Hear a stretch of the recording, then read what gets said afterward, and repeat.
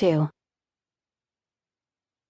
"Ooh, that's a heavy one, hon," said Mrs. Barrett, swiveling in her tall seat to stare over the post office counter. Behind her, she had hung a Wildcats banner to remind everyone about Friday's opening game, as if they needed reminding. "I know," said Maggie, heaving the package onto the postal scale. "I carried it." "And practically dropped it," reminded her father unhelpfully. "Hush," whispered Maggie, annoyed. "What, sweetie?" asked Mrs. Barrett. "Nothing."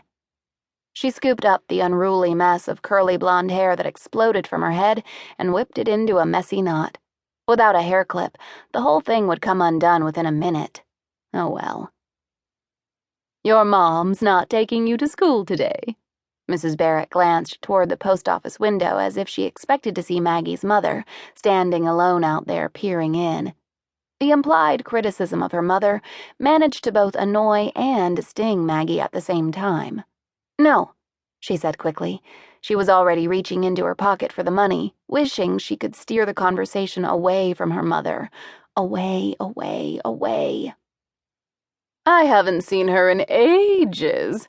Now, when I went to O said Mrs. Barrett, slowly tapping away on her computer keyboard, I always— "Mrs. Barrett," said Maggie, trying not to let total panic overtake her as she looked at the cold face of the clock on the wall. "I'm super late. Can I just leave money in the package and then we'll figure it all out later?"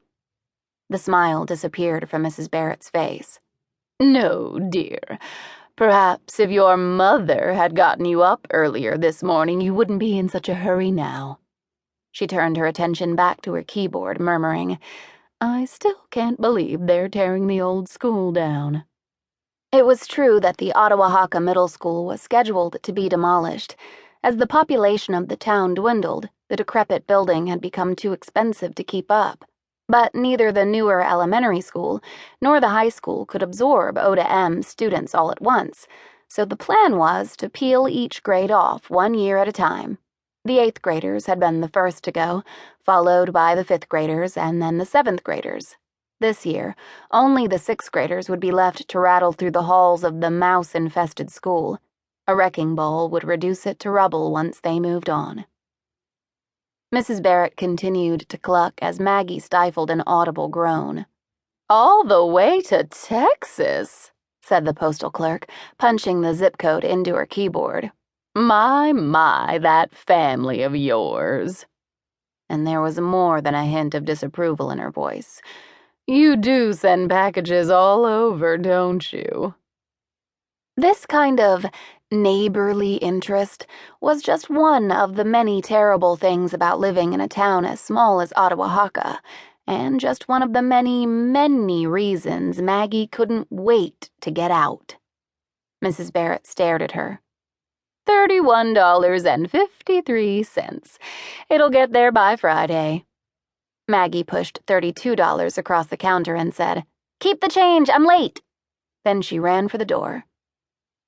Odawahaka Middle School was just 8 blocks away and all downhill, but the first bell would ring any minute, and Maggie would have to run the whole way.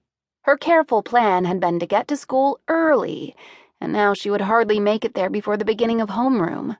"I can't keep the change," called Mrs. Barrett after her.